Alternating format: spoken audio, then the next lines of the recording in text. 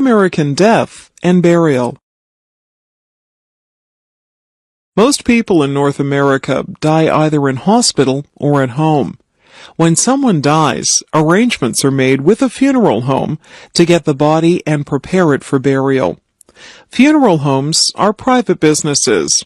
They usually handle most or all aspects of a funeral, except for providing the burial plot.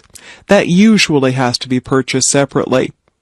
Funeral homes may operate in many kinds of buildings. Old, roomy private homes and new modern one-level buildings are common types. When the funeral director receives the body, his staff embalms it so it will not decay quickly and will look lifelike at the funeral service. For 1 or 2 days before the burial, friends, relatives, and acquaintances are invited to visit the funeral home and pay their respects to the dead person. The deceased person is usually dressed in their best clothes and lying on their back in a coffin. A coffin is a large wooden or metal chest designed to hold the body. Members of the dead person's immediate family usually act as hosts for the funeral home visitation. They greet the mourners and talk to them about the deceased. Usually, there are happy photographs of the dead person near the coffin. Gifts of flowers also surround the coffin. Usually, the mourners are asked to sign a guest book. The funeral service may take place at a church if the deceased person wanted that. Frequently, however, the service is held at a chapel at the funeral home. Attending a funeral is considered a sign of respect, and people will often travel a long distance to attend. Usually, friends and relatives will take a day off work for the occasion. Notices are put in the newspaper for several days before, so that people will know when to come. A minister or priest usually conducts the funeral service. There will be hymns, prayers, and perhaps a sermon, like a regular church service.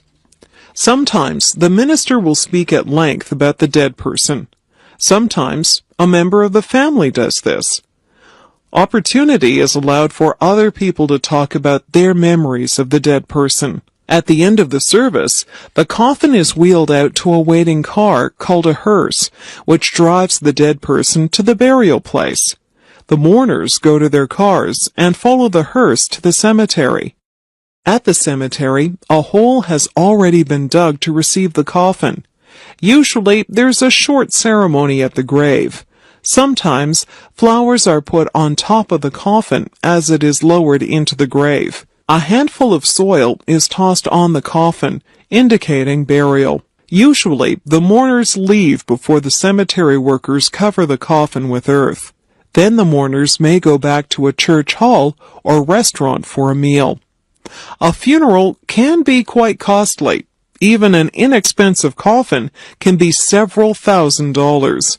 Sometimes, the deceased will be placed in an expensive rental coffin for the visitation and funeral, but buried in a less expensive coffin. Even so, a full funeral rarely costs less than $5,000, and is usually quite a lot more. This does not include the price of the burial plot or the stone grave marker. Sometimes poor people are buried at government expense. It is traditional in North America to bury the whole body in the ground. However, cremation is becoming more popular. The advantage of cremation is that it is less expensive, uses less land, and it appeals to people who don't want an elaborate funeral. Some people may wonder why so much attention is paid to a dead person, but funerals are really for the living. They are a way of saying goodbye to the dead person and receiving mutual support and encouragement from friends and family. Some funeral homes help to organize grief counseling or support groups to grieving family members. Usually, the funeral service is performed in the Christian tradition and refers to the hope of resurrection or rebirth from the dead that Christians believe in. It is now becoming common for people to plan their own funeral service before they die, and usually attempts are made to make the service appropriate to the person who died. This makes it more satisfying and memorable for family and friends. Australian origins. In many countries, leading families proudly trace their ancestors back to some significant group of people. In the USA, prominent families may boast that their family came over on the Mayflower in 1620. In England, ladies and gentlemen are happy to announce that their ancestors came to Britain with William the Conqueror in 1066. In Australia, however, many leading families are reluctant to talk about their origins. In fact, many years ago, one Australian city burned its early records so that no one would know who their ancestors were. The reason for that is that Australia began its history as a British penal colony. In 18th century England, there was a large gap between the rich and the poor. To make matters worse, many farmers had been forced off their land by powerful landowners. These homeless people wandered to the cities, where employment was often hard to find. Frequent wars gave temporary employment to young men as soldiers and sailors, but when the war was over, they were no better off than before. As a result, theft was extremely common. To protect themselves, the upper class made theft punishable by hanging. The problem with this was that juries were often reluctant to hang someone for stealing something small and might declare the person not guilty. For example, if a man or woman stole a loaf of bread to feed their children, the jury might just let them go. To prevent this, the courts came up with a new category of punishment: exile or transportation. If the judge or jury was reluctant to sentence the accused to death, they would ship them far away from England across the seas. However, if the person was found back in England again, he or she would be hanged. At first, England sent its convicts to America's 13 colonies. However, when the United States declared its independence in 1776, this was no longer possible. England considered sending criminals to West Africa, but the land and climate were considered unsuitable. So finally, Great Britain decided to use the huge, almost uninhabited country of Australia. At this time, not a single European was living anywhere on the continent. In the fall of 1786, a fleet of English ships began to take convicts on board. This process continued till the sailing date of May 13, 1787. Many British jails had been cleared of both male and female prisoners. Since the convicts were technically under a sentence of death, there was little concern for making them comfortable. At first, the convicts were chained below decks, but later some were released when well out to sea. One man had been sentenced for theft of a winter coat, another for stealing cucumbers from a garden, a third for carrying off a sheep. Among the women, one was guilty of stealing a large cheese, another of taking several yards of cloth. These ships, known as the First Fleet, carried 1,442 convicts, sailors, marines, and officers. The fleet finally arrived at Botany Bay on January 10, 1788. Later that month, they moved down to Sydney Harbour. No preparations whatsoever had been made. The forest came right up to the shore. Soon the fleet members were cutting down trees and trying to put up tents. It was June 1790 before further supplies arrived from England. Meanwhile, many convicts suffered from sickness, aggravated by the lack of good food. In conclusion, Australians need not be ashamed of their origins. In time, great things were achieved, in spite of the almost complete lack of help from the English government. Many ex-convicts became respectable settlers who began prosperous farms and businesses. The members of the First Fleet, whether convicts or not, deserve to be honored as the founders of Australia. Charlie Brown. On October 2nd, 1950, a new comic strip appeared in American newspapers. The hero of the strip was a round-headed kid named Charlie Brown. In the very first cartoon, two young schoolmates watch Charlie Brown walking by, and one comments, "Well, here comes old Charlie Brown. Yes, sir, good old Charlie Brown. How I hate him." This comic strip was to become one of the most popular in history. Its creator, Charles M. Schulz, drew the strip for 50 years until his death. But reruns of Peanuts still appear regularly in the newspaper. What are some of the characteristics of Charlie Brown and his friends that have made the cartoon popular? Charlie Brown is an unlikely hero. Other kids don't like being around him because the things he does never seem to work out properly. Kids want to be with someone who's good-looking, popular, and successful so they can feel part of his success. Charlie Brown is always worrying, hardly ever upbeat, afraid of failure, and always making mistakes. His kite gets snagged in the tree. He needs counseling from Lucy. His dog Snoopy is more popular than he is, and the little red-haired girl never notices him. In short, Charlie Brown is a loser. Charlie Brown illustrates all the insecurities that kids have. Many of these anxieties carry over into adult life. Sometimes they reflect problems in the life of the comic strip's creator, Charles M. Schulz. Schulz suffered from depression much of his life and had a difficult time in school. He was not very popular with his classmates. Humor and laughter are often a way of dealing with problems, and in the Peanuts strip, the world can laugh at all the silly things that people do.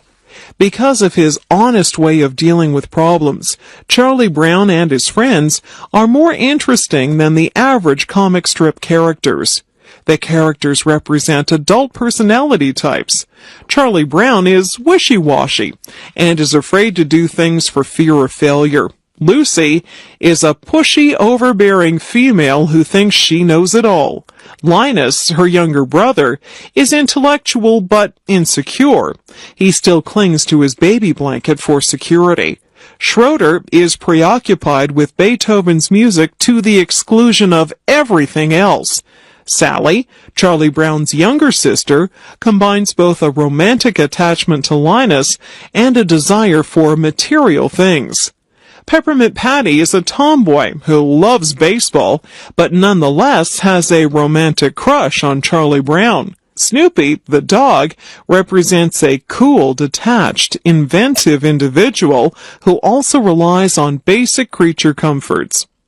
These characters add up to a human comedy. In the comic strip, we can see ourselves and the people around us making mistakes, getting second chances, but tending to do the same things over again. Behind the humor of Peanuts is a serious message. Words can hurt. Relationships are important. Truth is difficult to find. Criticism is too common. Greed can easily overpower us. These messages are both timeless and timely. Peanuts has also been turned into television specials and several movies. Snoopy stuffed toys are popular all over the world.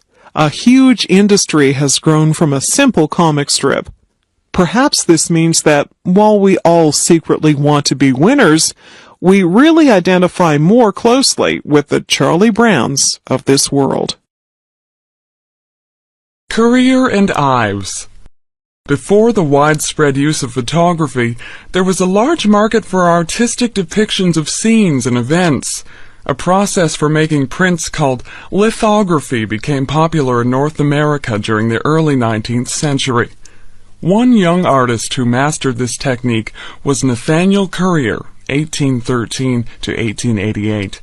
Currier opened his own shop in 1834. Currier's success came when he issued prints of newsworthy events.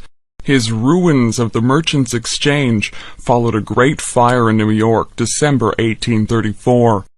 One of Currier's prints of a disastrous fire on a steamboat was published in the New York Sun in 1840. There was also a large market for decorative prints.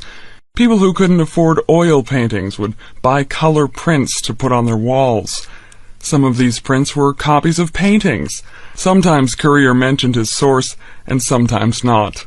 In 1852, James Merritt Ives, 1824 to 1895, joined Currier's firm. In 1857, he became Currier's partner. After that, the firm was known as Currier and Ives. Altogether, the firm produced about 7,000 different subjects. Small prints sold for about 25 cents, and large color prints for about $3. Traveling salesmen went from house to house selling them. Currier and Ives sometimes hired the original painters to make the print. More often, someone from their own studio either composed an original subject or copied an existing painting or drawing.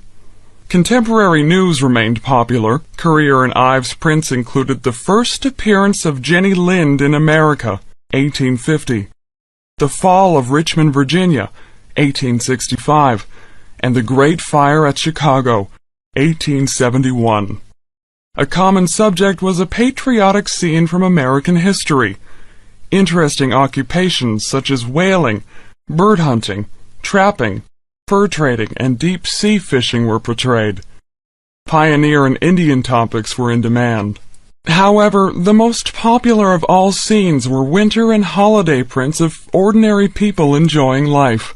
Farm scenes, buggy rides, sleigh rides, market scenes, blacksmith shops, and town scenes sold well. Favorite prints included American Forest Scene, Maple Sugaring, 1860.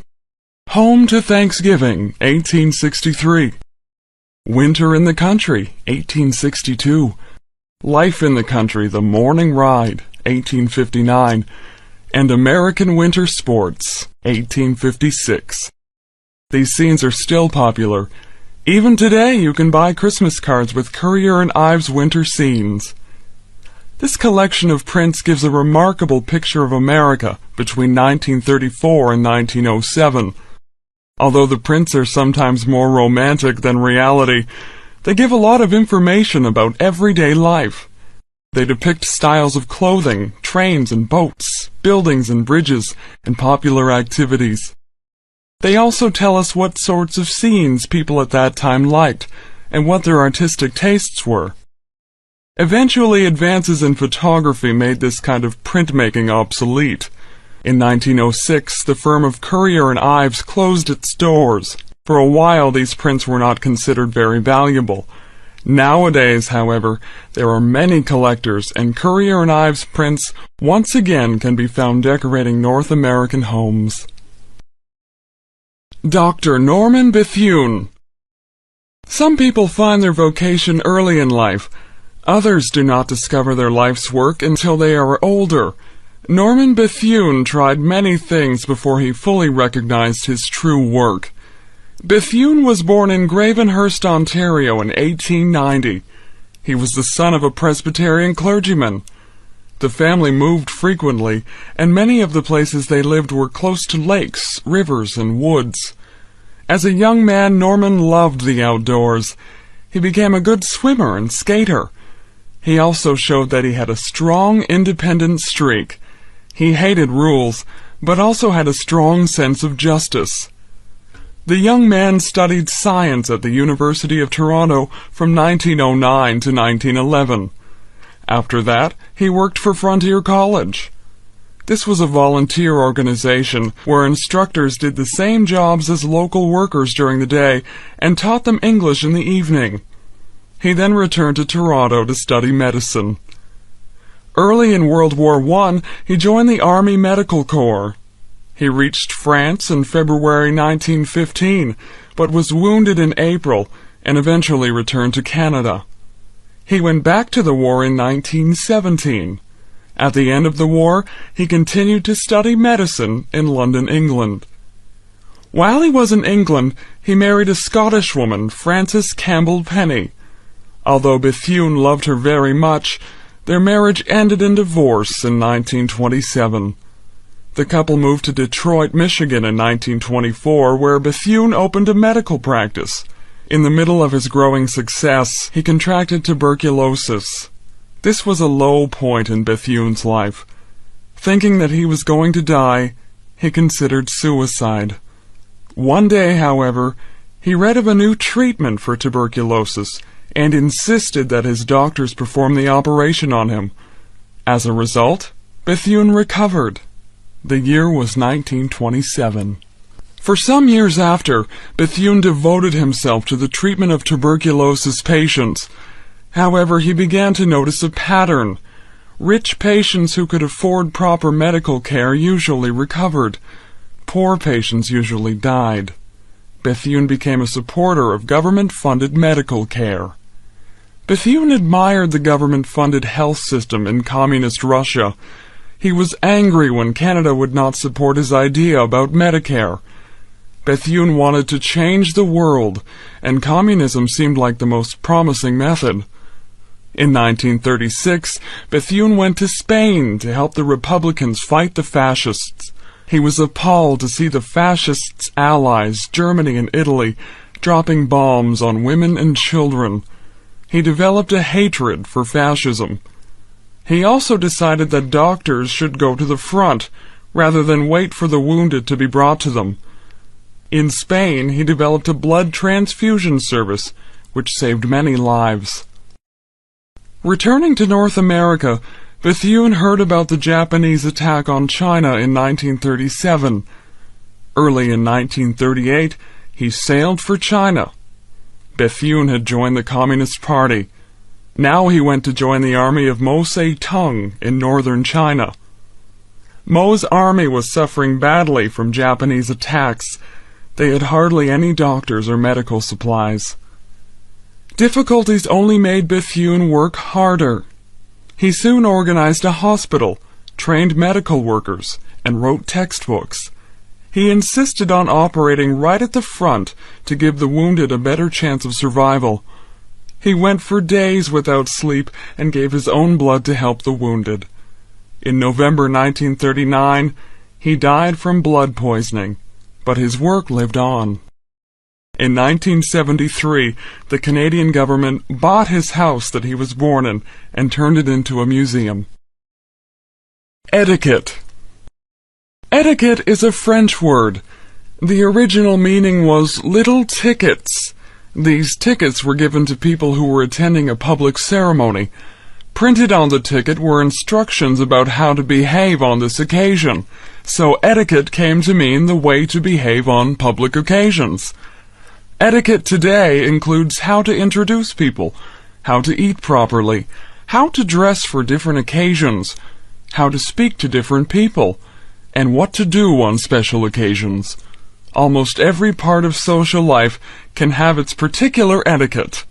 Sometimes etiquette changes or seems to change. There was much behavior attached to courtship, such as a man holding the door open for a woman. Nowadays, some people find this outdated. But politeness is always a good idea. It is nice to hold the door open for the next person, whoever they are. In fact, it sometimes seems like contemporary life encourages bad manners. Etiquette is no longer taught to young people. Moreover, in a youth culture, young people take their examples from other young people. As a result, good manners aren't considered important. The point of etiquette is to help people to get along with each other. If people behave in an accepted manner, there is less chance of misunderstanding. It is important for people to think about treating other people well. If everyone does what they feel like doing, it doesn't seem like they respect other people. Etiquette can help things to go a lot smoother. Manners vary from culture to culture, but the intention is the same: to treat people with consideration. This is a way to reduce conflict. Sometimes we can understand where these customs come from. Originally, shaking hands with your right hand probably meant that you weren't carrying a weapon. Taking off your hat may originally have been taking off your helmet. This meant that you weren't going to fight. Nowadays, there are new areas of social life. For example, a lot of conversation now takes place on the telephone. Perhaps because there is no traditional telephone etiquette, some people feel free to be rude. Try to treat the person on the phone just the way you would treat them if you were actually talking to them. Most people feel it is rude to interrupt a conversation, but many people seem to think that it is okay to interrupt someone talking on the phone. Children especially need to be taught not to interrupt. The Internet also needs its own etiquette or netiquette. Because you cannot see whom you are talking to, and they may be thousands of miles away, it is easy to misunderstand. Also, people cannot hear the tone of your voice over the Internet. For this reason, some people use smileys, little faces, to show how they are feeling. If they make a joke, they can use a smiling face or print grin after their remark. This tips off the recipient that their remark is not to be taken seriously. Using simple words like please and thank you can make everyday life a lot smoother and happier. Like a lot of other things, we do not realize the importance of etiquette until it starts to disappear. Gilbert and Sullivan. Gilbert and Sullivan are the authors of many lively and humorous operettas. These works are the most popular of their kind and are regularly performed today. But the two authors are known almost as well for their arguments and disagreements. The famous partners were very different people with very different interests. William S. Gilbert wrote the words that Sullivan set to music. Gilbert had a special talent for humorous verse. He loved puns and had a very quick wit. Personally, though, he was very businesslike. He had wanted to enter the military and always had the look of a soldier about him. He was fond of giving orders and disliked criticism of anything he did. Arthur S. Sullivan, on the other hand, was a sensitive, emotional person whose main interest was music. Sullivan came from a poor family, but his musical talents and good looks had helped him to succeed. Sullivan wanted to write serious classical music, but, as a poor man, he needed a source of income. Sullivan also needed someone to direct him. On his own, he had trouble deciding what to do. Gilbert and Sullivan never became really good friends, and at the end of their lives they had little contact with each other. But the writer and musician needed each other. Gilbert needed a composer who could enliven his writings for the stage. Sullivan needed someone to write a text for his music. Sullivan, who tended to be lazy, needed someone to push him. A theatrical manager named Richard Doyley Cart arranged their first collaboration.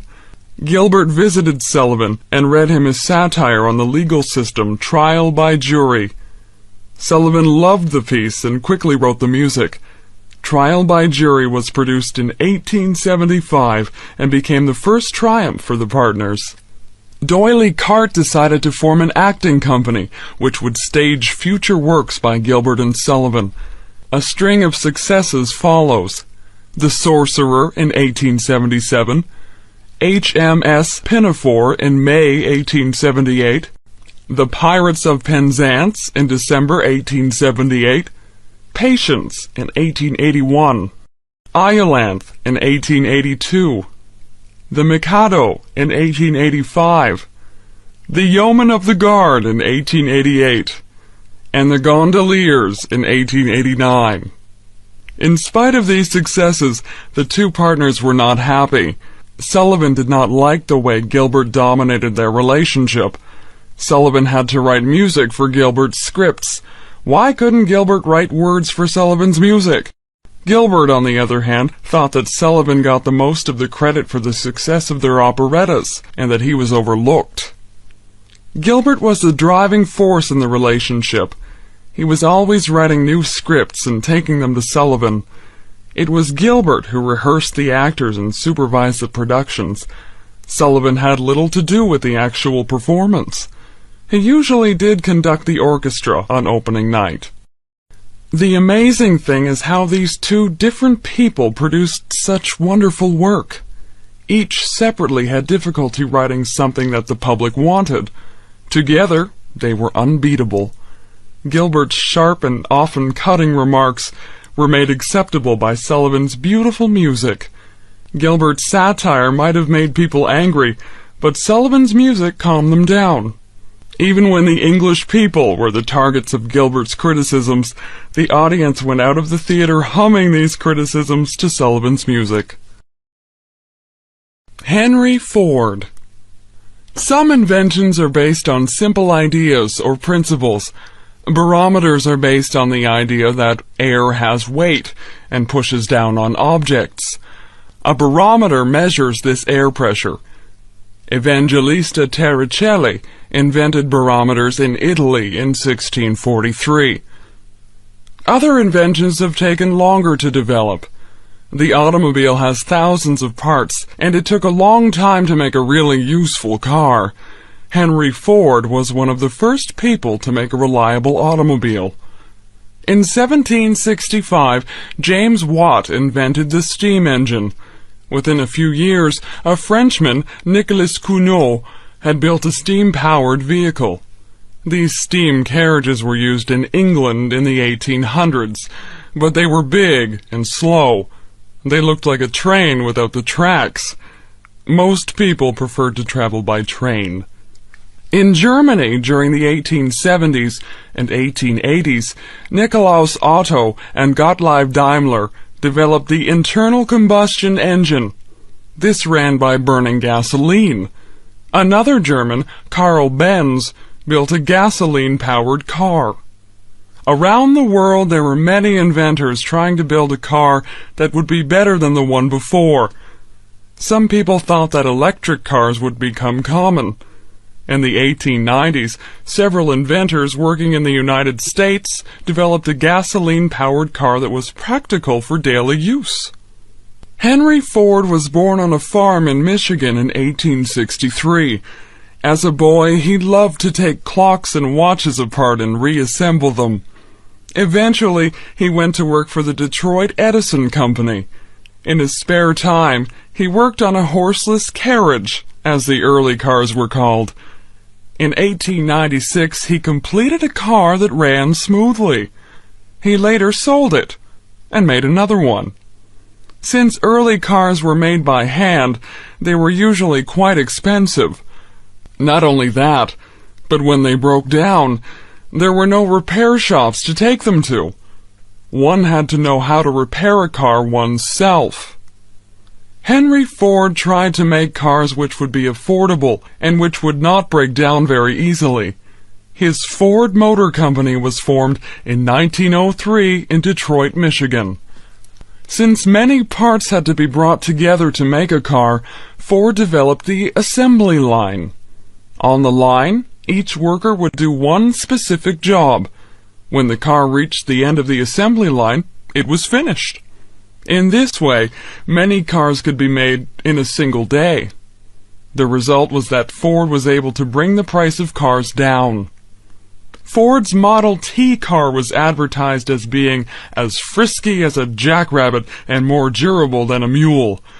Since it cost hundreds rather than thousands of dollars, many ordinary families were now able to buy a car. Once many people had cars, their habits began to change. People didn't have to live next to the factories or offices that they worked in. Going for Sunday drives or traveling to tourist sites became a common thing. In 1905, a car drove across the United States and back again. In 1912, a car went across Canada from coast to coast. Soon there was public pressure for good roads so that cars could travel anywhere in North America. Henry Ford was not the only inventor of the modern car. However, he was able to make a car that everyone could use and afford. John Chapman, American pioneer. When the first Europeans came to North America, they found dense forests coming down right to the shore. So thick were the forests that it was said that a squirrel could travel from the Atlantic Ocean to the Mississippi River without once touching the ground. Clearing these trees to make room for fields and buildings was a very difficult task for the early settlers. Another difficulty was finding enough food in this new land. Many European crops could not grow in this climate. Carrying and storing seeds over a long period was also risky. Native Indians were often helpful in teaching the settlers how to find food, but sometimes there were no Indians nearby, or they were hostile. John Chapman is famous today because he helped the early settlers grow one important product: apples. Apples could be eaten fresh in the fall or stored through the winter. They could be made into fresh apple juice or alcoholic cider. They could be dried or made into applesauce. Apples also could be made into vinegar, which is very useful for keeping vegetables from spoiling. John Chapman was born in Massachusetts in 1774, the year before the American Revolution began. John's father joined George Washington's army to fight for American independence from Great Britain. While the war was going on, John's mother died. In 1870, John's father married again, and soon John had lots of younger brothers and sisters. John probably worked on his father's farm as he was growing up. Then he worked on neighboring farms. It may be at this time that John began to learn about apples. After the Revolutionary War, the population of the USA was expanding. Many Americans wanted to go west over the mountains to find land in Indian Territory. In the fall of 1797, young John Chapman headed west to Pennsylvania. On his way, he gathered leftover apple seeds from the cider mills that he passed. As usual, John walked barefoot, but as he traveled, snow began to fall. He tore strips off his coat and tied them around his feet. Then he made snowshoes out of tree branches. When he arrived in the West, he began to clear land and plant apple seeds. This began a pattern that would last Chapman's whole life. He would travel ahead of the settlers, clear land, and then sell his baby apple trees to the settlers when they arrived. When the area became too settled, Chapman would move further west and start again. Many settlers regarded John Chapman as a strange character. He never bought new clothes, but wore whatever old clothes came his way. But he was always welcome at a settler's cabin. John was good at clearing land, telling stories, and growing apples. He liked children, and children liked him. He was a religious man, and would read to the settlers about God and living together peacefully. At this time, there was conflict between the settlers and Indians about land. John managed to be friendly with both groups, but John did warn the settlers if the Indians were planning to attack them. Every fall, John went east to gather more apple seeds. He would then go farther west and find some empty land to plant his seeds. During the warm weather, he tended all his fields of baby apple trees. Once they were properly grown, he sold the seedlings to settlers. When he had earned enough money, he bought land to grow more apple trees. In his own lifetime, he became known as Johnny Appleseed. Legends grew up about him. It was said that his bare feet could melt snow, and that he could leap across rivers. Johnny Appleseed never built himself a real home. He was a wanderer all his life, traveling west to Indiana and Iowa and back east again. He enjoyed sleeping outdoors, lying on his back, looking up at the stars, and thinking about God and his world. He died in Indiana in 1845, and no one knows exactly where he's buried, but all through that region are hundreds of apple trees. These apple trees are the most fitting memorial to John Chapman, the legendary Johnny Appleseed. Laura Secord. Women have often played an important role in war. They have worked in munitions factories, made clothing and supplies, encouraged and entertained soldiers, nursed the wounded, and acted as spies. It is rare, however, for a woman to have played a key role in determining the course of a war. Many people believe that Laura Secord played such a role in the War of 1812. Laura Secord was born in the United States at the time of the American Revolution. Her father had fought in the U.S. Army against the British. But when land in the American states became scarce, the family moved to Ontario, Canada, and so back under British rule. Laura married into a pro-British family and adopted their political views. So when the War of 1812 broke out between Britain and America, her husband, James Secord, joined the Canadian militia to defend Ontario against the Americans. The American invasion of 1812 was defeated at Queenston Heights, and some of the wounded were brought to Laura's house in nearby Queenston. Laura went out to the battlefield where she found her husband James, who was severely wounded, and brought him home. In 1813, the U.S. invasion was more successful. Parts of Ontario close to the U.S. border were occupied by American troops. Local families were expected to provide room and board for U.S. officers. It was sometimes possible, therefore, for Canadians to overhear American officers discussing military strategy, either in their homes or in the local tavern. The situation in Ontario looked desperate. In the spring of 1813, the whole province seemed likely to fall into American hands. In June, Laura overheard talk of an American attack on the British outpost at Beaver Dams. Her husband was still suffering from war injuries, and she had to look after him and their children. Nevertheless, she resolved to go to warn the British commander. Possibly, Laura did not intend to walk the whole way herself. She hoped to be able to pass on the news to someone else along the way. First, she would have to make up a story to get past the American sentries. She left Queenston in early morning and walked 19 miles to the neighborhood of Beaver Dams by nightfall. She still had to cross a wide stream and climb up the Niagara Escarpment. There she came upon an encampment of Indians who were assisting the British. Their war cries in the moonlight terrified her, but she insisted on being taken to the British commander. Finally, one of the chiefs escorted her to British headquarters, and she was able to tell Fitzgibbon the American plan of attack. When the Americans arrived in the neighborhood of Beaver Dams, the Indians had prepared an ambush for them.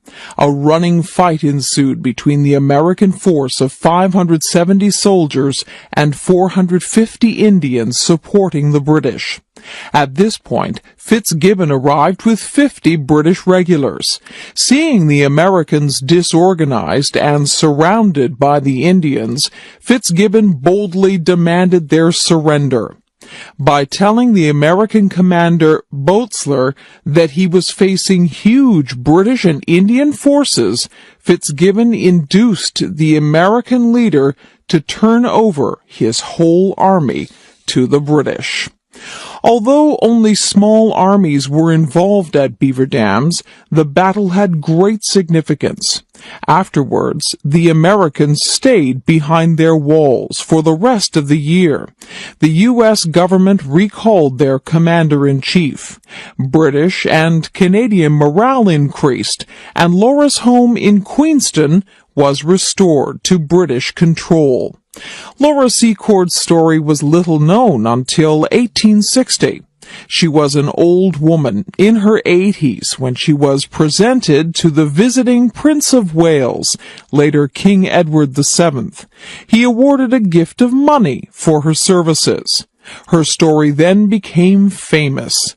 Today, her home in Queenston, Ontario, is an historical museum and a popular tourist attraction. Mutiny. Mutiny is a word that has brought fear to the most powerful empires in the world. Mutiny is when soldiers and sailors refuse to obey their commanders, often killing or imprisoning them. Mutiny can spread through whole armies and navies, throwing governments into crisis.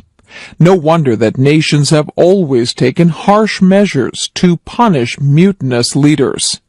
The ancient Romans executed every 10th man from an army unit that had mutinied. In the British Navy, mutineers were normally hanged. However, one of history's most famous mutinies did not happen to a whole army or navy. It happened on a single small ship, the HMS Bounty. HMS Bounty set sail from England in December 1787. It was a small, cramped vessel, uncomfortable during a long voyage. Its goal was to sail to the South Pacific and bring back Tahitian breadfruit plants.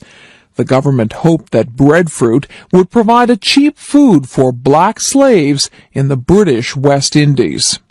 The captain of the Bounty was William Bligh, a veteran of many voyages. His crew, however, was largely made up of inexperienced young men. There was no room on the ship for soldiers or marines, so Bligh, as the only commissioned officer, had the difficult task of maintaining order. After a long and difficult trip, the Bounty finally arrived in Tahiti in October 1788. Free from the constraints of life aboard ship, the young men enjoyed life on the tropical island with the friendly natives.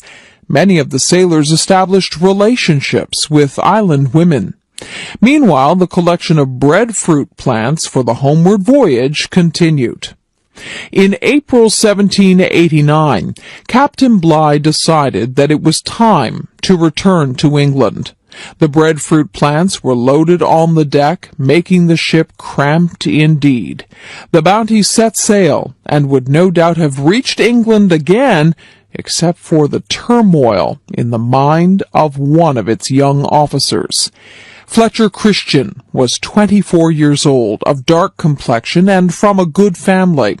As the Bounty pulled further from Tahiti, Fletcher seemed to have decided that he didn't want to return to England.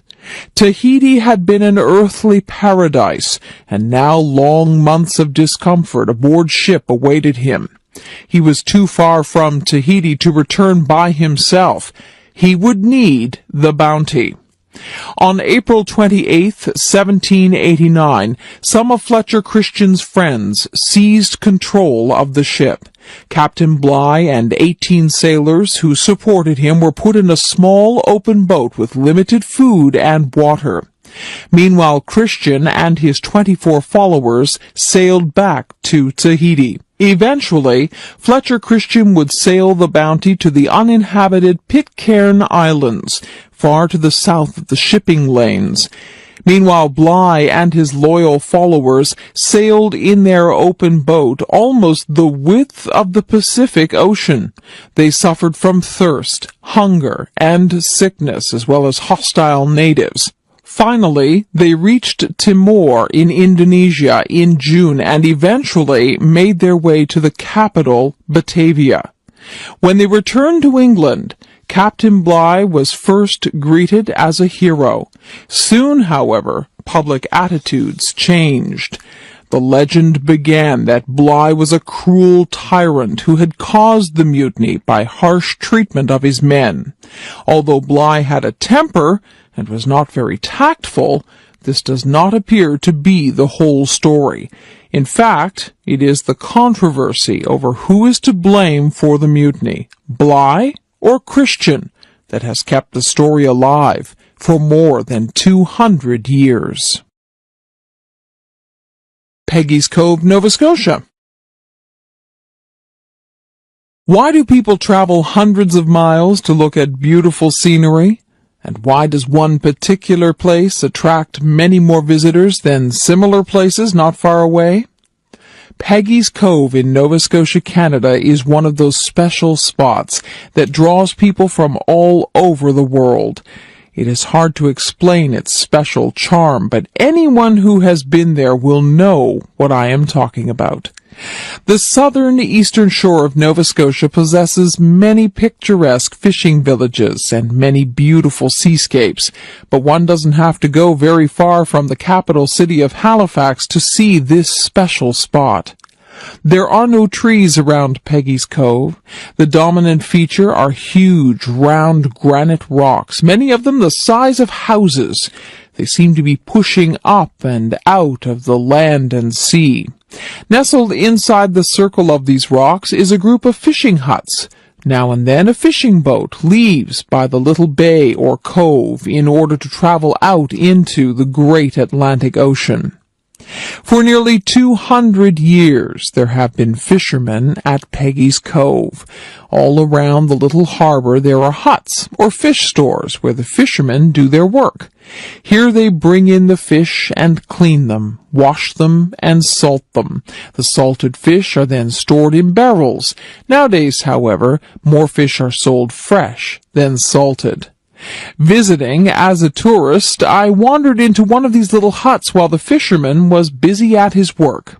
He explained to me that although Peggy's Cove is a tourist destination, it is also a working fishing village. The fishermen get no money from the tourists, but have to take the time to talk to them and explain their work. There are, however, some tourist shops and tea rooms in the vicinity. Part of the charm of Peggy's Cove is that it is so small. The population has been well under 100 people for most of its history. The buildings are mostly small dwellings, with the lighthouse being the most prominent structure. A good variety of fish are caught in the area, including mackerel, herring, haddock, cod, and halibut. Lobsters are also trapped nearby. However, because of overfishing, catches have declined in recent decades. The plants and animals of the area are also of interest. Showy purple lupins grow close to the ocean. They thrive on salty ground, and the closer they grow to the spray of the ocean, the better. One of the world's few carnivorous plants, the common pitcher plant, also grows around Peggy's Cove. Its leaves trap insects, which are digested to nourish the plant. Common birds are the stately blue heron, which likes to fish in the marshy pools. The heron stands several feet high and spears fish and frogs with its sharp beak. Another bird is the osprey, or fishhawk. The osprey's keen eyes can spot a fish moving beneath the surface of the water. It can dive swiftly, hitting the water with great speed, catch the fish in its claws, and then fly away with its catch. I have also seen pools close to the ocean full of large tadpoles. These tadpoles spend several years in the water before they develop into bullfrogs. Bullfrogs, the largest Canadian frog, have been known to eat baby ducks and small fish. Looking over the little harbor and out toward the great ocean, one notices the contrast between the very small and the very large. If Peggy's Cove were larger, it would be more ordinary. As it is, it represents all the little fishing villages where men have gone forth in little boats to fish on the wide ocean. Public transit. Public transportation in North America varies greatly from place to place. Some large cities like New York, Boston, Toronto, and Montreal have subway systems. These same cities usually also have train service into the city. But most towns and cities do not have subways or trains. Some do not even have buses. Most big cities have some sort of public bus service. In most North American cities, people who use the buses complain about poor service. This is partly because most people prefer to drive a car. Automobile companies spend billions of dollars on advertising. They want to convince young people that they should drive a car as soon as they are old enough. Even when public transportation is very good, most North Americans prefer to drive cars. So mostly students, poor people, and seniors use buses. The large car companies have a lot of economic and political power in North America. They can usually convince politicians to limit the money put into public transit. Lobbying by large car companies has been effective in closing down many railway lines. In some cases, large corporations have bought train tracks and torn them up so that no one could use them again. Because of this, nearly all transportation in North America is by car, bus, or truck. The automobile created the modern North American city. Cars allowed families to live outside the city and drive back into work. Since the 1920s, large numbers of Americans have lived in the suburbs and used cars to do nearly all their daily activities. People drive to school, to work, to the shopping mall, to the theater, to church, and to doctors, lawyers, and dentists. Because the modern city is so spread out, it is difficult to get where you want to go by walking, or even by bicycling. But the automobile also causes problems. Car accidents are a major cause of death and injury. Crowded streets and snarled traffic can lead to road rage. Frustrated drivers sometimes get out of their cars to fight each other. Young people often use cars as super toys. They enjoy driving very fast and take risks while driving. A high proportion of serious accidents concern drivers using alcohol or drugs. More recently, some people have accused cell phones of being a cause of accidents. About half of the air pollution in North American cities is caused by motor vehicles. The exhaust fumes from cars and trucks are part of this. The other part is that vehicles erode the surface of the highways. Small particles are torn loose from the road and thrown into the air as cars whiz by. Heavy trucks are particularly large contributors to particle pollution. Especially in hot weather, a layer of smog covers many cities. Much of this is caused by motor vehicles. Because city roads are often crowded, the result is frequent traffic jams. When cars are moving very slowly, bumper to bumper, it adds to air pollution. Another problem with cars is that not everyone can afford one. The average car costs nearly $20,000 to buy and about $4,000 a year to operate. So cars are also a status symbol. People with cars tend to move out of the city. As a result, downtown areas are usually where the poorer people live. For a long time, many people have said that governments should try to make downtown areas more attractive to live in. This would include improving public transit into and inside the cities. Then some people may move back from the suburbs, and air pollution levels will decline. Right now, the large automobile companies and oil companies oppose these measures. Recently, there have been cuts to public transit in many cities. Whether these cuts continue or whether they get reversed is a big political issue in North America today. Romance novels. Novels are imaginary stories about people and events. They are written to entertain and amuse. 2,000 years ago, Greek writers told tales of young lovers. Usually, the lovers were separated by terrible events and were reunited only after much hardship and suffering. This plot idea is still in use today. The most popular books for women today in North America are romance novels. Many millions are sold every year. This means that romance publishing is big business and very competitive. Companies survey their readers to determine the kinds of stories they like. One survey asks readers whether or not they would like more references to sex in their novels.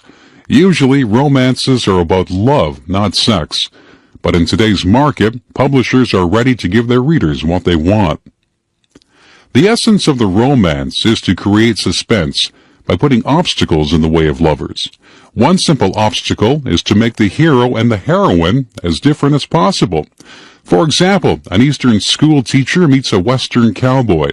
Of course, at first they don't like each other at all, but in time they fall in love. Or a female social worker might meet an aggressive businessman. Quite often the heroine is a spinster who has sworn never to marry, or perhaps she has a special dislike for the hero and his family. The romance writer must come up with a plausible way to bring the two together. There are a number of popular plots that lead to marriage. Sometimes the heroine, out of a sense of duty, will move in with the hero to help him raise his children. Or she may be a professional nanny who moves in with a widower. A favorite plot is the marriage of convenience. Two people who don't like each other get married for financial or political reasons, or for the sake of the children. Later, of course, they fall in love. In most cases, there is some particular obstacle to marriage. Often either the hero or the heroine already has children, and he or she doesn't expect that anyone will want to take on their ready-made family. Sometimes one or the other has a physical disability, or is of a different race, class, or background. For example, the heroine may come from a very strict and proper family, while the hero may have a dubious reputation or even be a criminal. The interest of the story lies in how these very different people come together. Usually the hero is a very masculine type, a cowboy, engineer, military man, pirate, gambler, etc. The heroine is usually very female, but may have tomboy or spinster traits. She frequently has a strong personality and a temper, and is described as feisty or fiery. A good example of the two types is Rhett Butler and Scarlett O'Hara in Gone with the Wind. Nearly every romance novel will contain some promotional offer to encourage readers to order more books. Romances can be addictive, and some women read them almost non-stop. Some romances are very well written, but the majority follows a set formula. That way, the reader always knows what to expect. Stephen Foster, American songwriter. Before radio and television, movies and recordings, entertainment was often a family or community matter. Someone in the family could play a musical instrument, or a neighborhood musician would play for small gatherings. In addition, there would be traveling groups of musicians, actors, and clowns who would go from town to town. In 19th century United States, one of the most popular forms of entertainment was the minstrel show. Black slavery was still permitted in the southern states until 1865. Even after that date, the lives of many blacks working on large farms or plantations did not change much. They did hard physical labor in the fields, had little control over their lives, and very little time to relax with their friends. Foster, who was born in 1826, made this situation the background for many of his songs.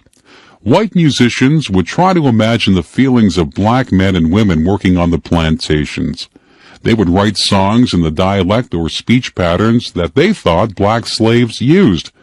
In these songs, the black people would be talking about their hardships, falling in love, playing music and dancing, and finally growing old and dying.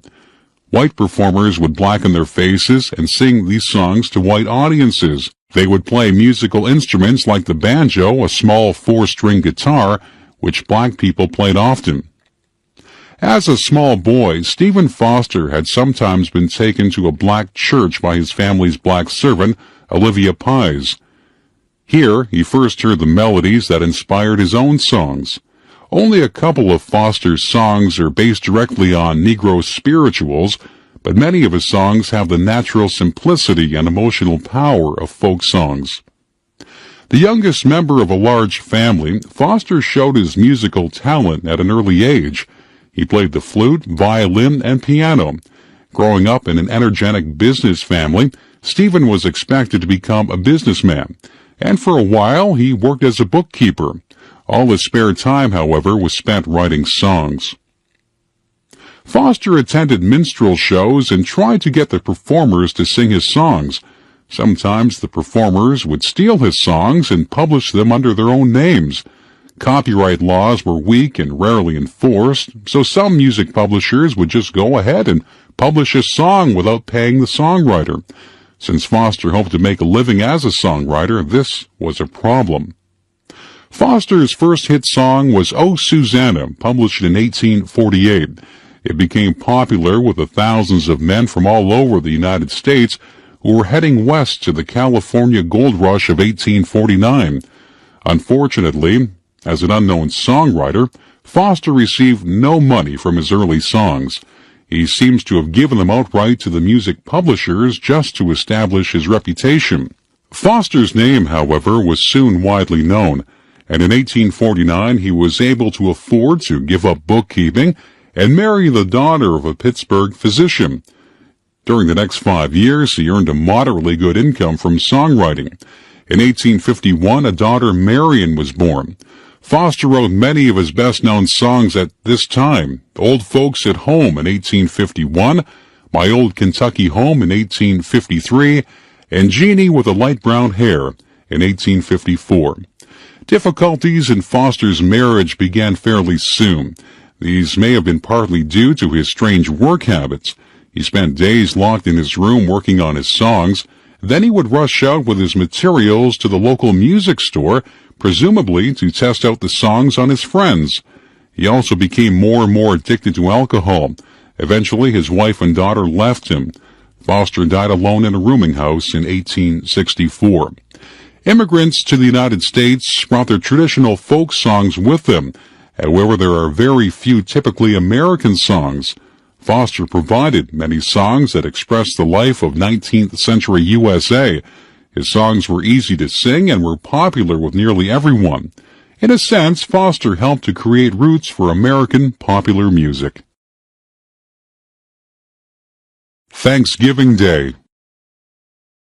Thanksgiving Day has a special meaning for Americans.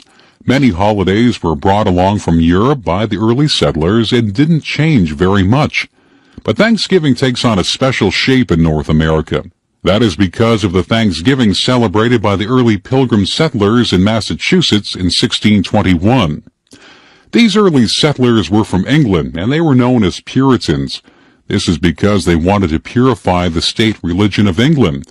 They felt that the churches were more concerned with politics and customs than God and worship. They were also called pilgrims because they were willing to travel to other countries in order to worship God the way they wanted to. When the English government put some of the pilgrims in jail, the rest left England and went to the Netherlands. In the Netherlands, they could have their own churches. However, it was hard to earn a living there, and at first they didn't know the language. In time, the English king learned where they were and tried to have them arrested, so they thought of another plan. Pilgrim leaders like William Brewster attempted to raise money to start a colony in North America. They would have to borrow money and pay it back later. 30 members of the Pilgrim Church in the Netherlands voted to sail to America with their families. They returned to England and set sail on 2 ships, the Speedwell and the Mayflower. When the Speedwell appeared unable to cross the ocean, both ships returned to England. All who still wanted to sail crowded into the Mayflower and set sail on September 6, 1620. Many of the passengers became sick during the long voyage, and some died. They encountered fierce storms because they were sailing late in the season. After 66 days, they sighted the sandy shoreline of Cape Cod in present-day Massachusetts. There was disagreement between the Pilgrims and others on board ship about what to do. So first they had to agree to a common form of government and elect a governor. Since winter was coming, they decided to stay on the ship till spring. About half of the remaining settlers died during the first winter. When the Mayflower sailed back to England, only about 50 settlers were left.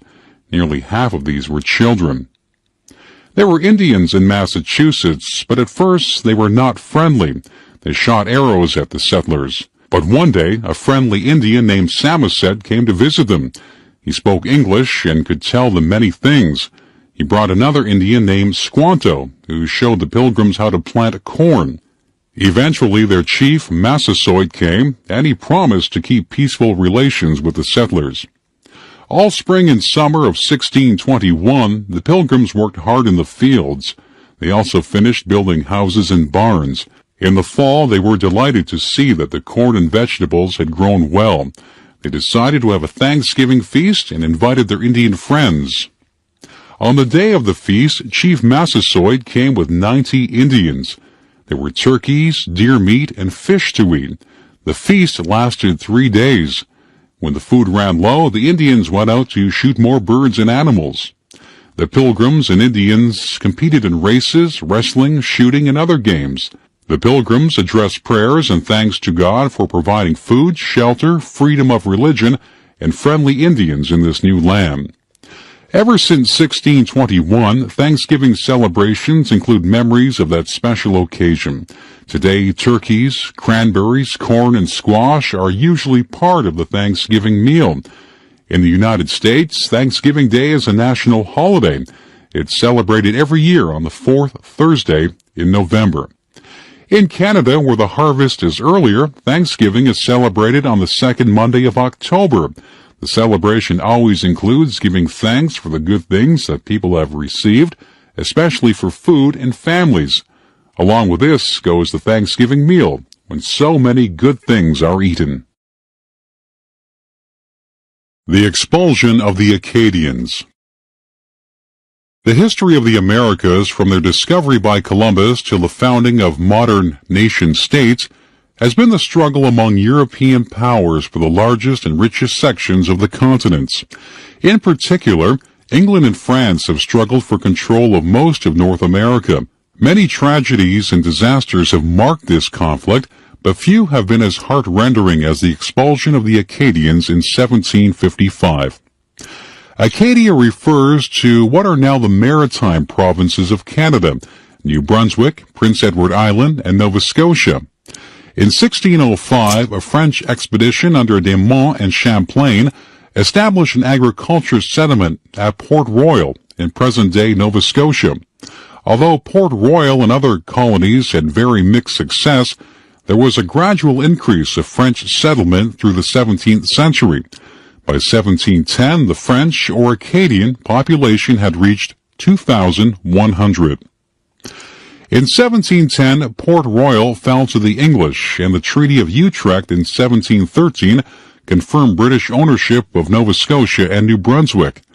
By this treaty, the Acadians, that is, the French-speaking inhabitants, were allowed to stay or leave the country as they pleased. The majority of inhabitants of Acadia were French and were still being influenced by agents from France and Quebec. This made their loyalty to Britain very doubtful in time of war. Governor Phillips attempted to get the Acadians to swear an oath of allegiance to King George of England, and Phillips was able in 1729 to get the French settlers to agree to a modified oath with the understanding that they would not have to fight against the French and their Indian allies. The Acadians remained neutral during the fighting between Britain and France in 1744-45 in Nova Scotia. In 1749, the British established a new capital for Nova Scotia at Halifax and began to bring in English-speaking settlers. Because of threats from the French and Indians, most of these settlers remained close to Halifax.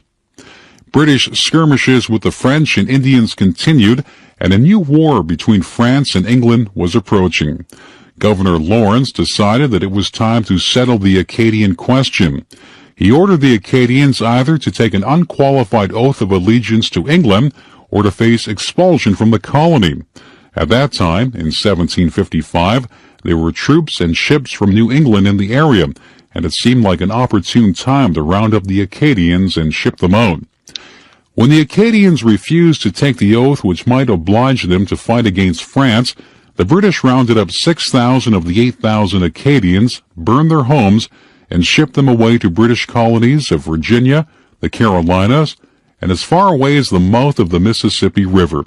Several of the transport ships sank, drowning all on board, and the Acadians died from disease and hardship.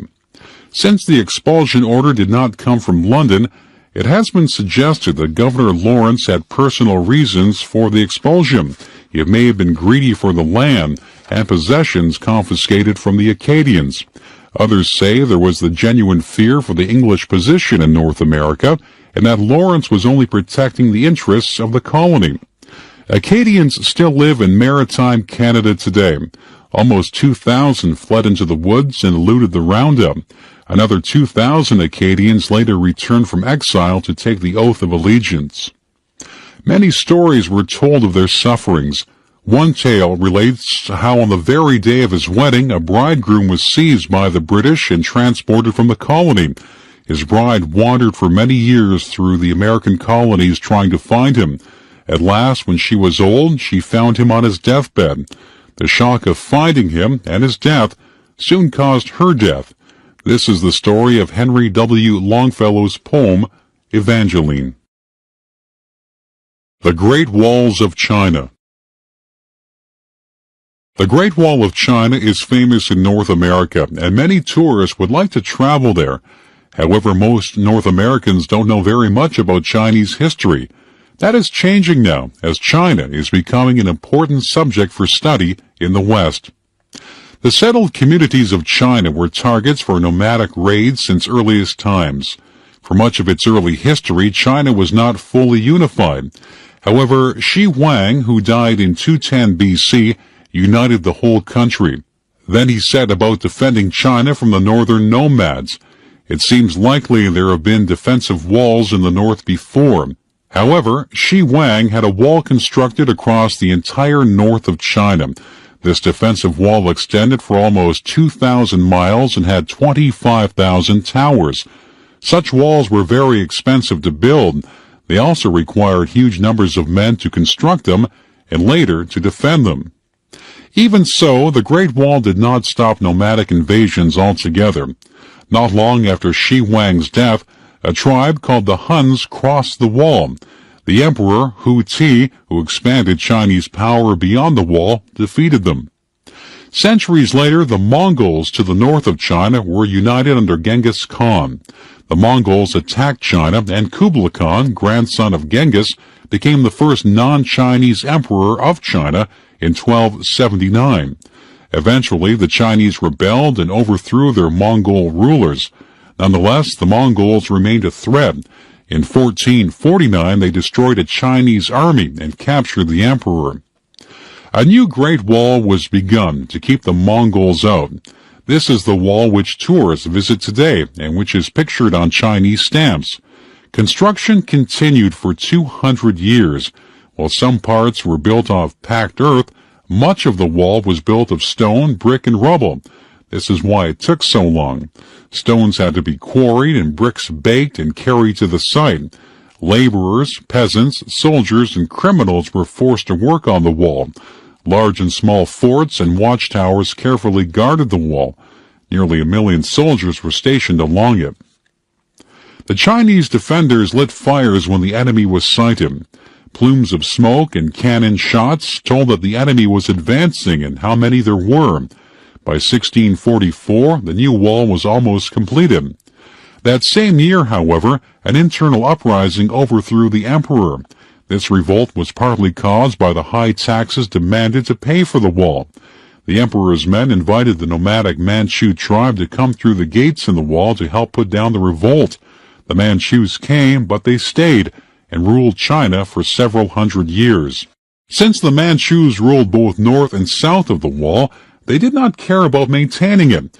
Many parts fell into disrepair, and some completely disappeared. Today, the parts that remain are a major tourist attraction. The Great Wall of China is one of the wonders of the world, even if it really didn't succeed in its purpose of keeping the northern nomads out of China. The planetarium. All around the world, stargazing is a popular activity. The night sky lit up with stars is one of the most impressive scenes in nature.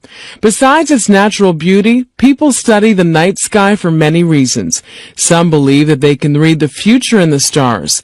Others think that the stars influence the weather, while some people worship the stars and the planets. There is a problem with stargazing. If the night is cloudy, people on the ground cannot see the stars. Also, bad weather makes being outside at night uncomfortable. Besides, not everybody wants to stay up late at night.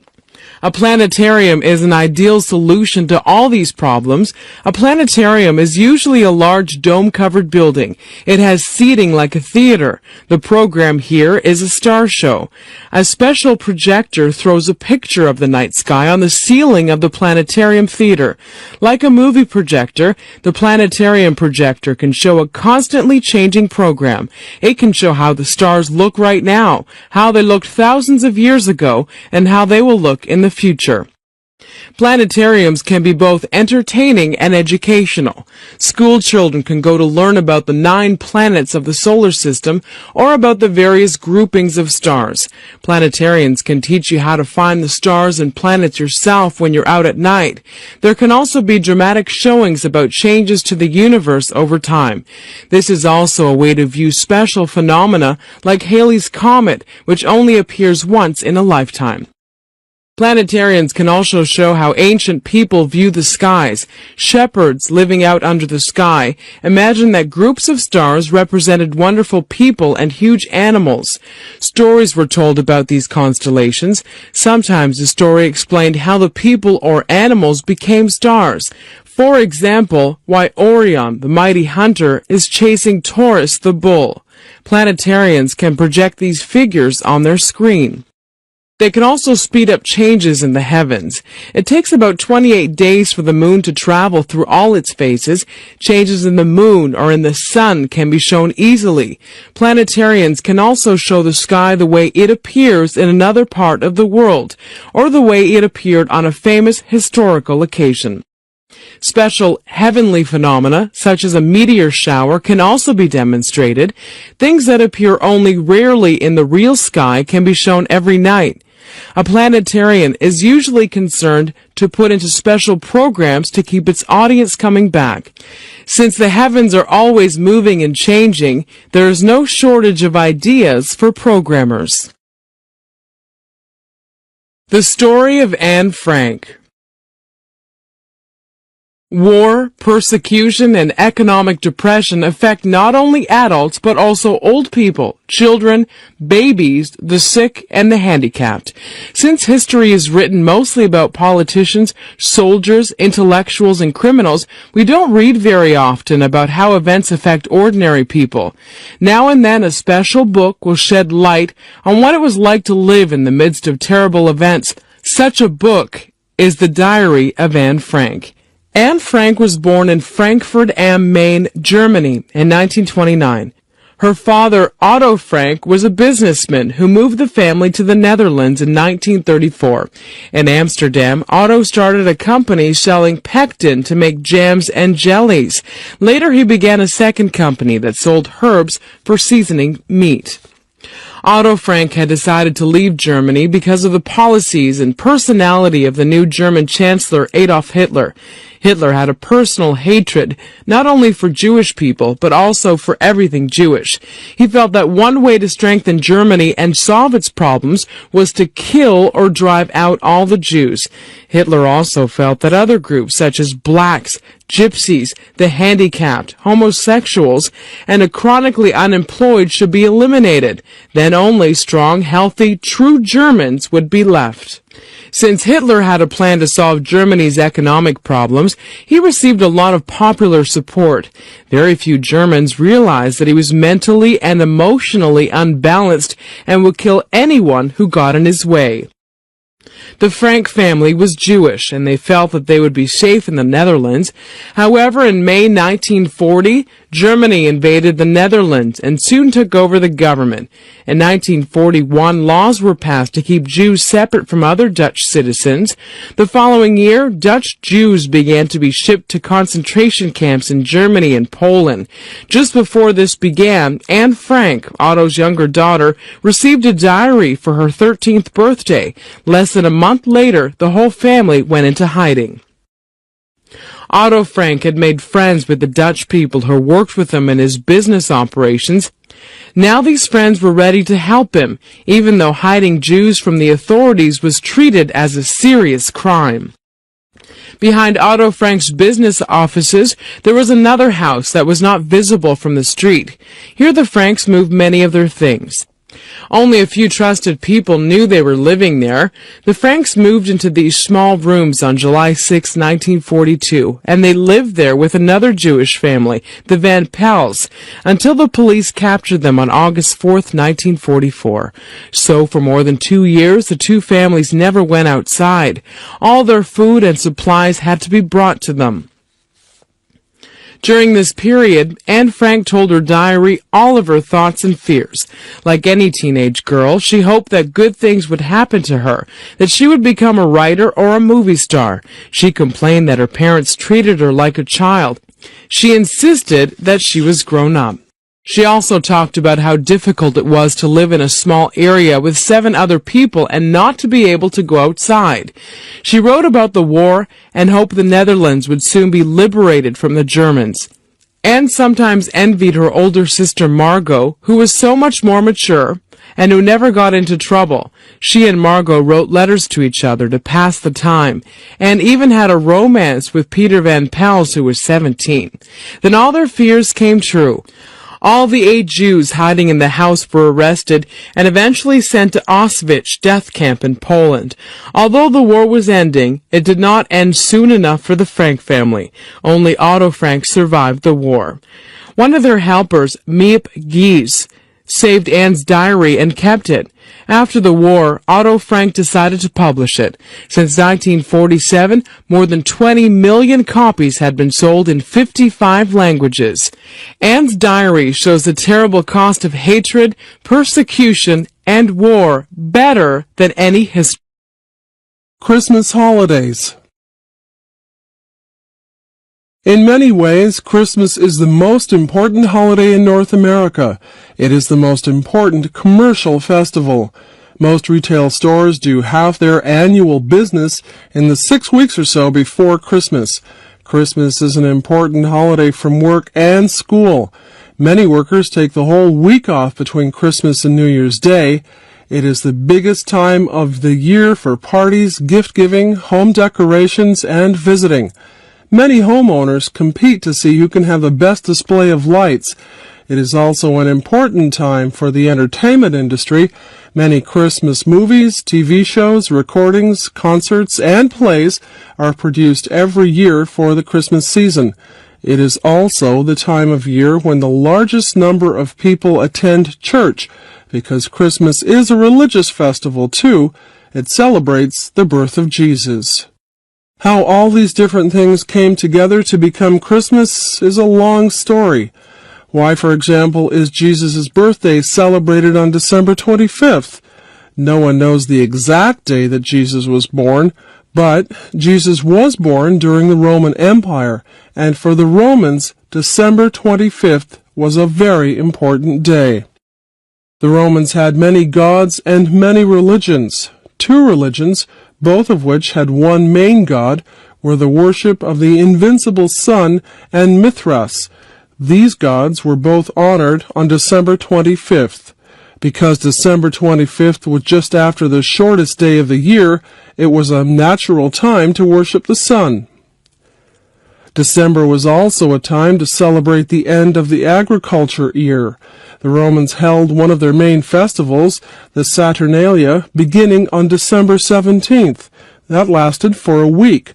The Romans also began the custom of celebrating New Year's Day on January 1st. So the last half of December and the beginning of January was a wonderful time for partying and games. The early Christians didn't know what day Jesus was born, At first they celebrated his birthday on January 6th. However, as most people in the Roman Empire were becoming Christians, it was decided to move the date to December 25th.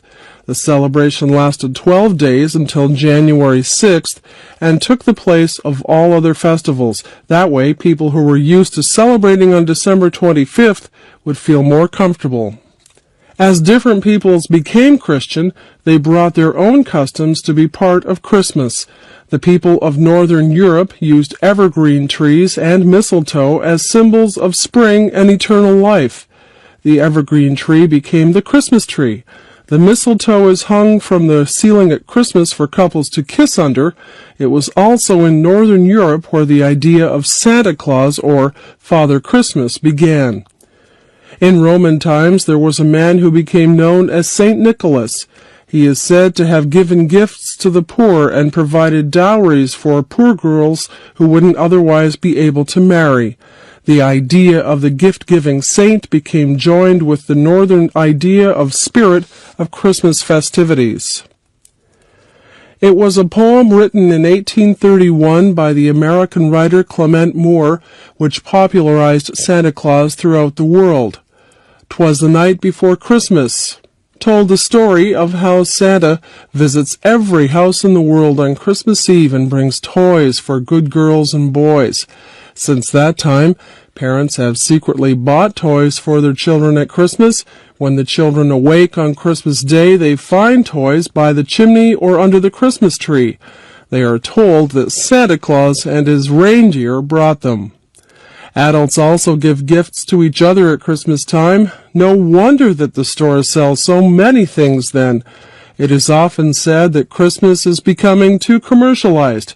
In the rush to get everything ready, to buy the gifts, decorate the house and tree, give parties, visit family and friends, and attend special Christmas events, the original reason for celebrating is sometimes forgotten. Only when people go to church or sing Christmas carols or attend musical performances about Jesus' birth do they remember that Christmas is the birthday of Christ. Helen Keller. What would it be like to be unable to see anything, hear anything, or say anything? Life for young Helen Keller was like that. She had an illness before she was 2 years old that had left her deaf, dumb, and blind. After that, it was difficult for her to communicate with anyone. She could only learn by feeling with her hands. This was very frustrating for Helen, her mother, and her father. Helen Keller grew up in Alabama, USA during the 1880s and 1890s. At that time, people who had lost the use of their eyes, ears, and mouth often ended up in charitable institutions. Such a place would provide them with basic food and shelter until they died, or they could go out on the street with a beggar's bowl and ask strangers for money. Since Helen's parents were not poor, she did not have to do either of these things, but her parents knew they would have to do something to help her. One day, when she was 6 years old, Helen became frustrated that her mother was spending so much time with a new baby. Unable to express her anger, Helen tipped over the baby's crib, nearly injuring the baby. Her parents were horrified and decided to take the last chance open to them. They would try to find someone to teach Helen to communicate. A new school in Boston claimed to be able to teach children like Helen. The Kellers wrote a letter to the school in Boston asking for help.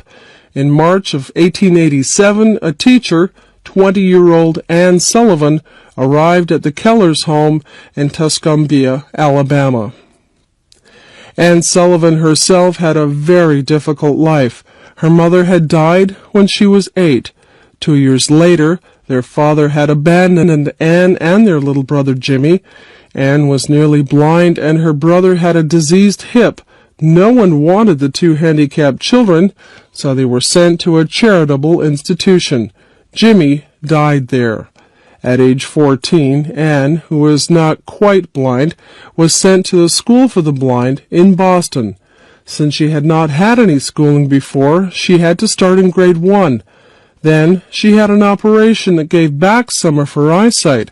Since Anne knew what it was like to be blind, she was a sympathetic teacher. Before Anne could teach Helen anything, she had to get her attention. Because Helen was so hard to communicate with, she was often left alone to do as she pleased. A few days after she arrived, Anne insisted that Helen learn to sit down at the table and eat breakfast properly. Anne told the Kellers to leave, and she spent all morning in the breakfast room with Helen.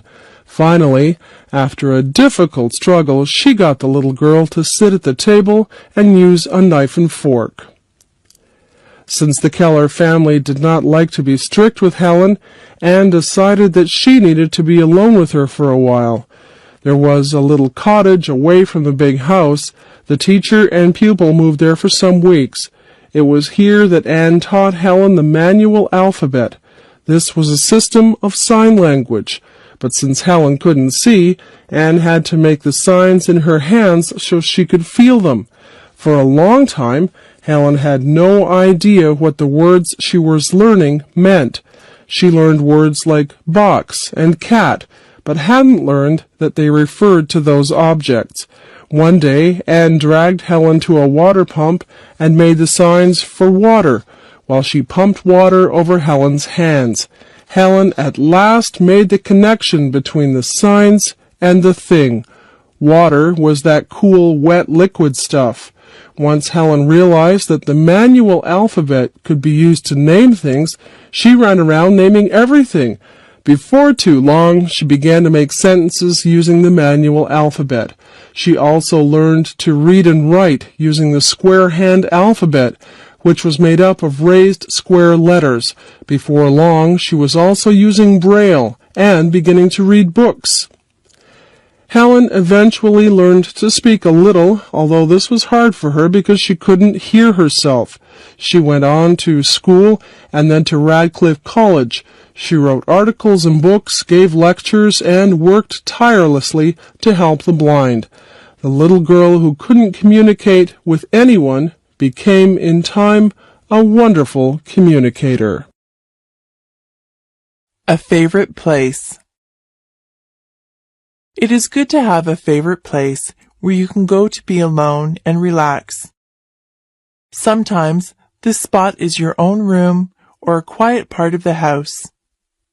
Sometimes it is somewhere outdoors, away from people and busy streets. Or you may feel most comfortable in a shopping mall or a downtown park.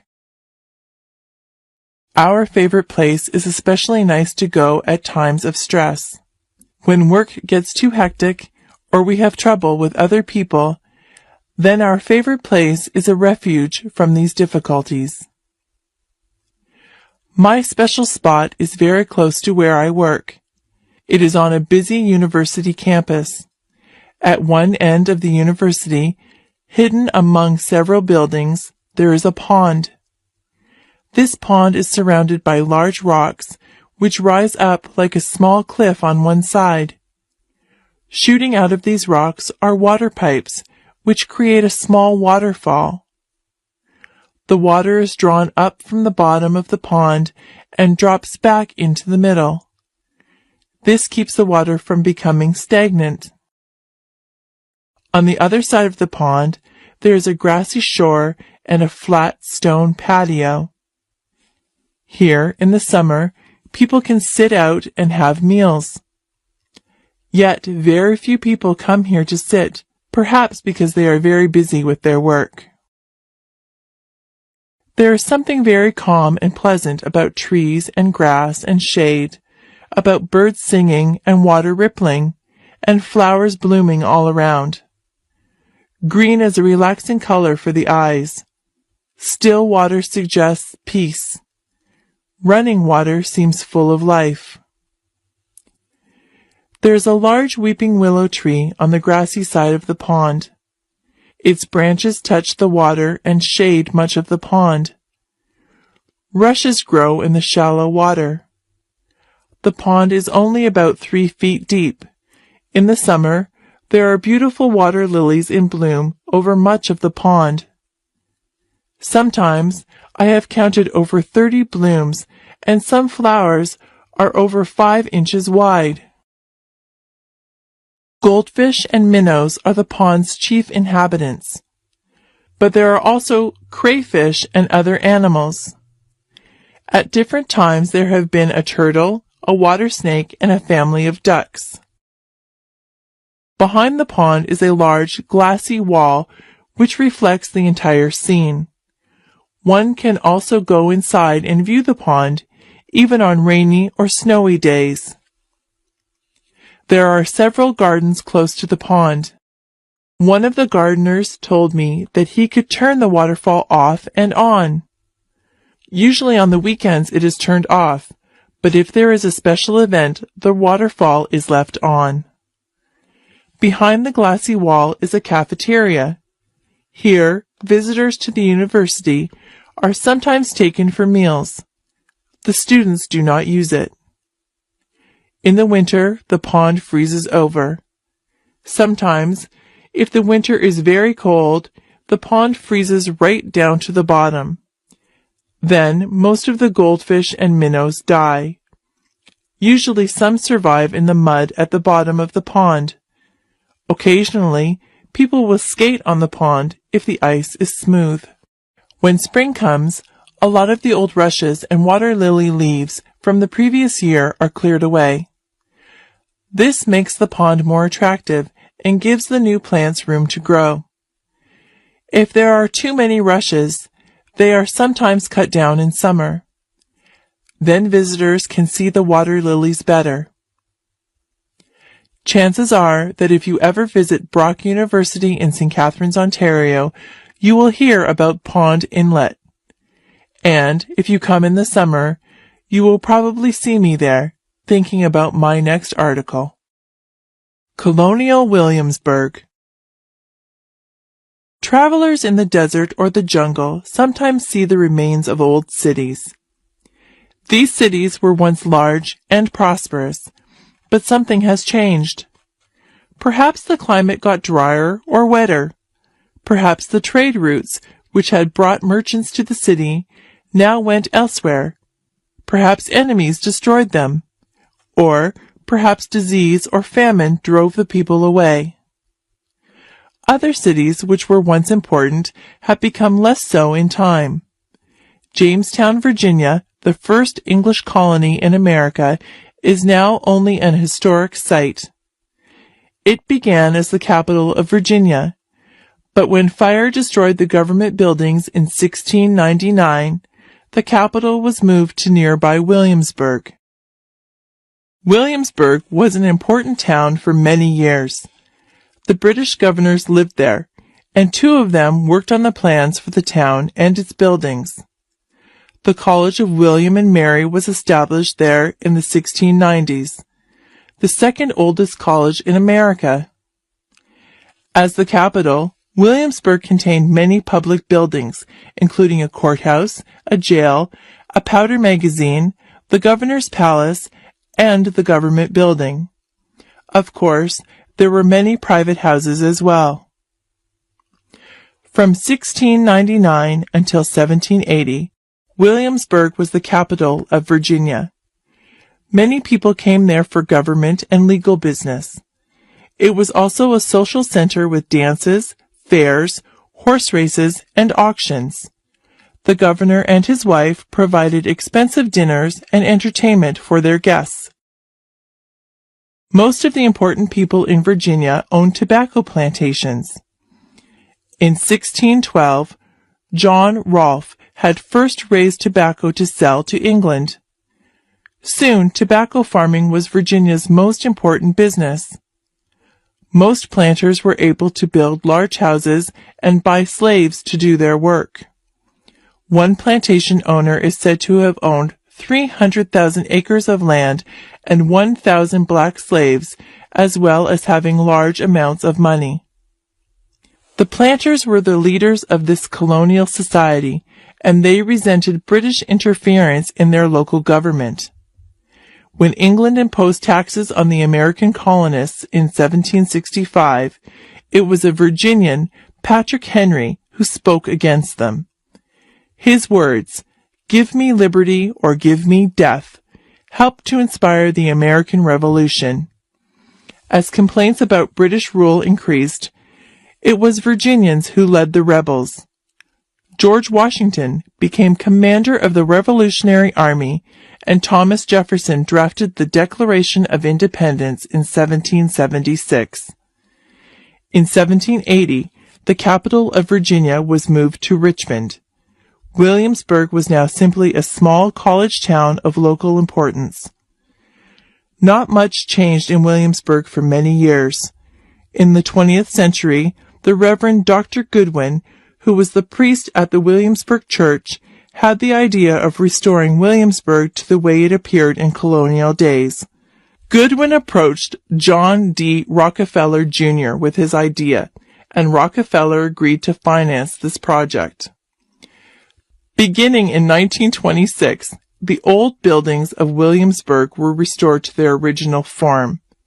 First were the college buildings, then the Raleigh Tavern, the government building, the governor's palace, and so on. Buildings that had been destroyed over time were reconstructed from plans and descriptions. Soon the restored buildings were open to the public. Guides, dressed in 18th century costumes, show visitors through the buildings and gardens. Visitors can also travel to nearby tobacco plantations. Now, tourists who pay admission to visit this wonderful historic town finance much of the work of restoration and conservation.